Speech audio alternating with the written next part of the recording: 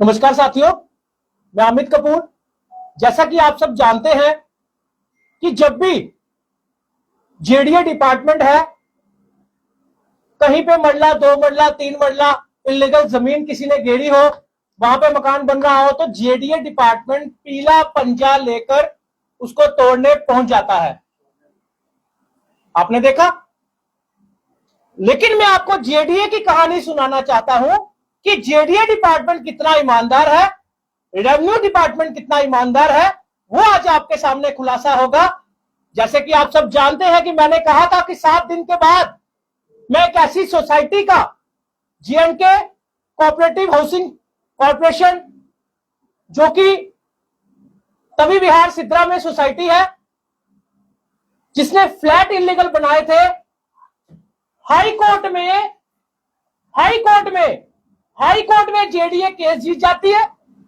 Commission की report आ जाती है कि जितने भी वो करोड़ों रुपए के फ्लैट बने हैं, वो सारे के सारे जो जेडीए की जमीन पे बने हैं। हाई कोर्ट के ऑर्डर आने के बाद, कमीशन की रिपोर्ट आने के बाद, अभी तक जेडीए डिपार्टमेंट ने ना तो वो डिमोलिश किए और ना ही उनसे कोई पैसा लिया। जबकि पैसा कोई छोटी मोटी रकम नहीं है, करोड़ों रुपए की रकम है। जेडीए की इलीगल जमीन घेरकर सोसाइटी वालों ने, भारत भूषण जो वहां का एमडी है, जेडीए की जमीन घेरकर वहां पे फ्लैट तैयार करवा देता है और फ्लैट सेल भी कर दिए जाते हैं। करोड़ों रुपए के सेल करने वाले बच के निकल भी जाते हैं और केस जीतने के बाद भी जेडीए तमाशबीन बनी हुई है। आज मैं जेडीए को एप्लीकेशन देने जा रहा हूं कि इसको डिमोलिश किया जाए, नहीं तो इसका पैसा लेकर गरीबों में प्लॉट बांटे जाएं। जो लोग किराए पे रहते हैं उनको प्लॉट दिए जाए। जो एक घर में 3 भाई हैं, अगर उसके पास कामकाज नहीं है तो उनको प्लॉट दिया जाए। और उसके बाद मैं कहना चाहता हूं, सिर्फ यहां पे बात नहीं खत्म होती जेडीए की। जेडीए के बड़े बड़े कारनामे सामने आते हैं। वहीं तभी बिहार सिद्रा सोसाइटी में सिर्फ फ्लैट ही इलीगल नहीं है, वहां पे बना हुआ एक स्कूल भी इलीगल है, जो कि 10 करोड़ में सेल कर दिया जाता है। वहां पे बने हुए बहुत से प्लॉट्स, बड़ी बड़ी कोठियां, बड़े बड़े लोगों की कोठियां, वो भी इलीगल प्लॉट घेरकर, जेडीए की जमीन पे घेरकर सेल कर दिए जाते हैं। करोड़ों रुपए इकट्ठा कर लिया जाता है जेडीए की जमीन घेरकर, और जेडीए तमाशबीन बनी हुई है। वहीं पे मैं आपको बता दूं कि वहां के एक प्लॉट वाले ने इलीगल डिमार्केशन करवाई अपने फेवर में, खुद ही कंप्लेंट करवाकर अपने बंदे से, और खुद ही तहसीलदार के साथ सेटिंग करके वहां की डिमार्केशन अपने हक में करवाई। उसको भी हम चैलेंज करने जा रहे हैं, क्योंकि वो जो डिमार्केशन है वो वहां के एक प्लॉट की है और वो भी जेडीए की जमीन में बना हुआ है। वो भी हमारे पास प्रूफ पड़े हुए हैं। अब मैं बात करूंगा खसरा नंबर 328 की। वो भी जेडीए का मसला है, जिसमें एक बेअंत कौर नाम की लेडी है। एफआईआर लगती है 2013 में। उस 2013 में जब वो एफआईआर लगती है, एल फॉर्म पे वो जमीन जो है, बेअंत कौर को पता भी नहीं होता। बेअंत कौर का, उसको जब थाने बुलाया जाता है, वो कहती मुझे पता भी नहीं मेरी जमीन है। लेकिन कुछ लैंड ग्रैबरों ने मिलकर वो जमीन जो है वे मॉल के पीछे वो सेल भी कर दी। और जेडीए के कुछ नुमाइंदे मिलकर, जेडीए कहती थी, कितने सालों से केस लड़ रही थी कोर्ट में कि वो जमीन हमारी है, जितने भी बीसी आए। लेकिन राजेश कुमार श्रवण जब आए, जिनकी मैंने 2-3 साल पहले प्रेस कॉन्फ्रेंस की थी, वो जब आए, उन्होंने एक बोर्ड की मीटिंग बिठाई। बोर्ड की मीटिंग में वो सारी की सारी जमीन जो है वो कह दिया कि हमारी नहीं है, वो पार्टी की है। उसके बाद जब मैं आपको बता दूं कि ये गवर्नमेंट की रूलिंग है कि पुरानी मंडी से अगर आप फ्लाइंग में 13 किलोमीटर की रेंज में कोई भी एल फॉर्म पे जमीन जो है वो अलॉट नहीं होती, तो फिर वो कैसे अलॉट होगी? तो इसकी भी इंक्वायरी करवाई जाए और रिटर्न कंप्लेंट हम देने जा रहे हैं।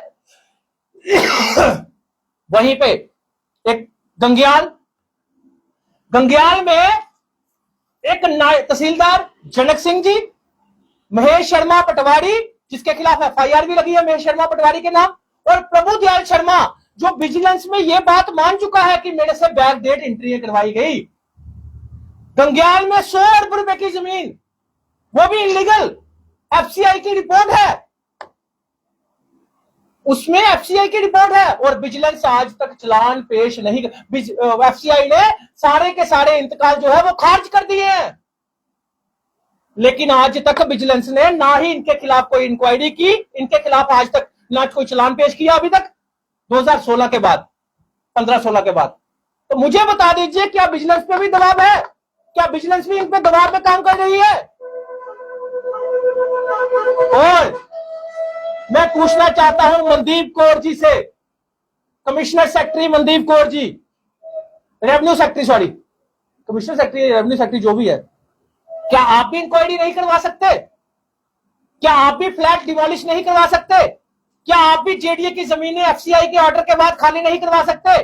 एफसीआई ऑर्डर तो कर देती है, उसके बाद एक्शन क्या लेती है?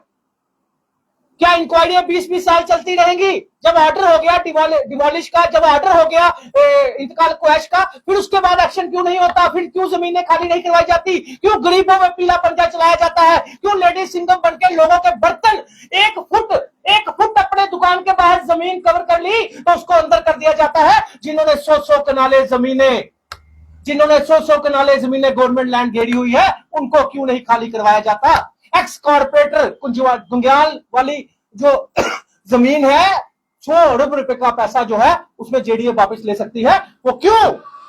क्योंकि एक्स कॉर्पोरेटर कांग्रेस का उसमें इन्वॉल्व है, क्योंकि तहसीलदार सेटलमेंट जनक सिंह इन्वॉल्व है, क्योंकि महेश शर्मा पटवारी जो नायब तहसीलदार रिटायर्ड हुआ है वो इन्वॉल्व है, क्योंकि प्रभु दयाल शर्मा जो कि बिजनेस में स्टेटस रिपोर्ट में मान चुका है कि मेरे से बैकडेट एंट्री करवाई गई, उसके बाद भी एक्शन क्यों नहीं हो रहा? ये सोचने वाली रिपोर्ट बात है।